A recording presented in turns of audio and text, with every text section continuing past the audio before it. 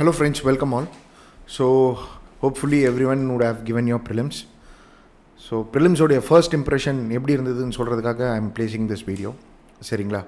So நான் குயிக்காக சொல்லணும் அப்படின்னு சொல்லிட்டு வைங்களேன், இந்த எக்ஸாமை பற்றி இப்போது அதாவது இந்த நடந்த ப்ரிலிம்ஸை பற்றி நான் குயிக்கான ரிவ்யூ சொல்லணும்னா the point is like UPSC has made elimination tougher.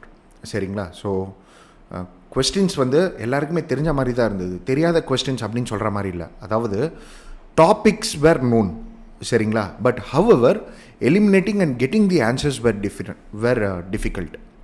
So those who have concept clarity would have attended this paper like கொஞ்சம் எக்ஸ்ட்ரா ஏஜ் அவங்களுக்கு கிடச்சிருக்கும் அப்படின்னு சொல்கிற மாதிரி தெரியுது. சரிங்களா? First point. So junior aspirants, so ஜூனியர்னால் வந்து ஃபர்ஸ்ட் இயர் செகண்ட் இயர் ஆஸ்பிரன்ஸா இல்லை சீனியர் ஆஸ்பிரன்ஸ், யாருக்கு இந்த பேப்பர் ஃபேவரபுளாக இருக்கும் அப்படின்னு சொல்லிட்டு பார்த்தீங்கன்னா எல்லா வருஷம் மாதிரியும் சீனியர்ஸுக்கு தான் இந்த பேப்பர் வந்து கொஞ்சம் அட்வான்டேஜாக இருந்திருக்கும். ஏன் அப்படின்னு சொல்லிட்டு பார்த்தீங்கன்னா பிகாஸ் அவங்க ஏற்கனவே வந்து கான்செப்ட் கிளாரிட்டி கொஞ்சம் அட்டைன் பண்ணியிருப்பாங்க. Freshers if would have like ஒரு 3 times 4 times அந்த கான்செப்ட்ஸை நீங்கள் ரிவைஸ் பண்ணியிருந்தீங்கன்னா paper would have been like manageable to you. சரிங்களா? சரி, ஓகே. நெக்ஸ்ட்டு இம்ப்ரெஷன் என்ன தெரியுது அப்படின்னு சொல்லிட்டு பார்த்தீங்கன்னா it is all about Manoj Soni, mister Manoj Soni, the new UPSC chairman.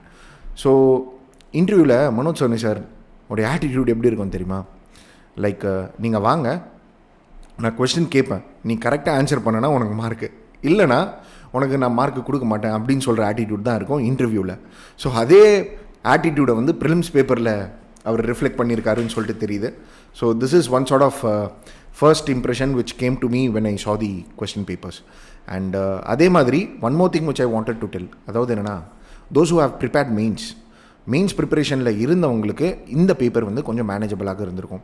எப்படி சார் மெயின்ஸ் ப்ரிப்பரேஷன் அப்படின்னு சொல்லிட்டு பார்த்தீங்கன்னா there were questions with respect to schemes like Janani Suraksha Yojana அந்த மாதிரி கொஸ்டின்ஸ். அண்ட் அதே மாதிரி ரிசோர்ஸஸை பேஸ் பண்ணி questions were ask like cobalt எங்கே இருக்குது, யுரேனியம் எங்கே இருக்குது. ஸோ இதெல்லாமே வந்து GS paper 1 geography minerals and ரிசோர்ஸஸில் வந்து it is a part.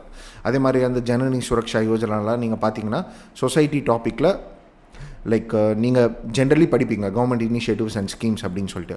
So இது எல்லாமே வந்து ஒரு part of mains preparation. So மெயின்ஸோடைய ரிஃப்ளெக்ஷன் வந்து ப்ரிலிம்ஸில் தெரிஞ்சது அப்படின்ற மாதிரி நம்ம சொல்லலாம்.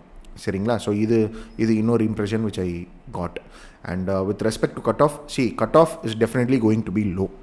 ஏன் லோ அப்படின்னு சொல்லிட்டு பார்த்தீங்கன்னா many people went on to give prelims with the idea that okay somehow I know the answer and I will eliminate and I will get to the right answer அப்படின்னு சொல்லிட்டு. But this paper required concept clarity, this paper required application of mind. So UPSC mains la application of mind is required, interview la application of mind is required, the same thing is required for prelims அப்படின் சொல்கிற மாதிரி paper இருந்ததுங்க. So இந்த application of mind அப்படின்னு சொல்லிட்டு பார்த்தீங்கன்னா concept clarity இருக்கிறவங்களுக்கு தான் வரும். ஸோ இது is prevailing in the market, the situation which is prevailing in the market is not favorable for that, for the points which I am telling. So அதனால் cut off அப்படின்னு சொல்லிட்டு பார்த்தீங்கன்னா I think it will be less. And first impressionல சொல்லணும் அப்படின்னு சொல்லிட்டு பார்த்தீங்கன்னா it will be somewhere around 80 to 85 according to me. But yes, we need to wait and watch how the like students response எப்படி இருக்குது அப்படின்னு சொல்லிட்டு. ஸோ இது வரையும் what I am telling is like from 15 to 20 people கிட்ட வரையும் நான் பேசியிருக்கேன். ஸோ அவங்க கிட்டேருந்து பார்த்த வரையும் I could sense this. சரிங்களா? அண்ட் நிறைய பேர் என்கிட்ட பேசும்போது தே ஆஸ்க் மீ சார் யூபிஎஸ்சியை விட்டுடலான்னு சொல்லிட்டு இருக்கேன் இந்த கொஸ்டின் பேப்பர் பார்த்ததுக்கப்புறம், அவ்வளோ கடுப்பாக இருக்குது, இந்த அளவுக்குலாமா கேட்பானுங்க, மனுஷன் எப்படி தான் ஆன்சர் பண்ணுறது அப்படின்ற மாதிரிலாம் சொல்லியிருந்தாங்க.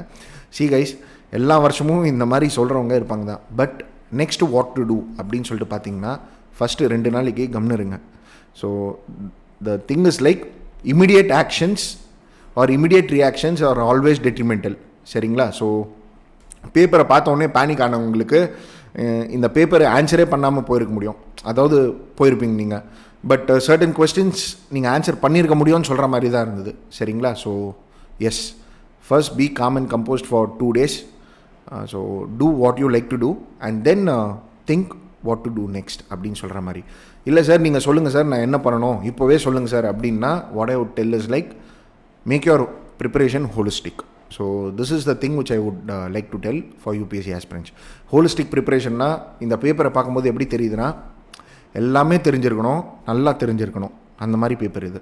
ஸோ அது தெரியறதுக்கான வழிகளை நீங்கள் you just work on that. Fine. So yes guys, that's it with respect to this video. Thank you for watching.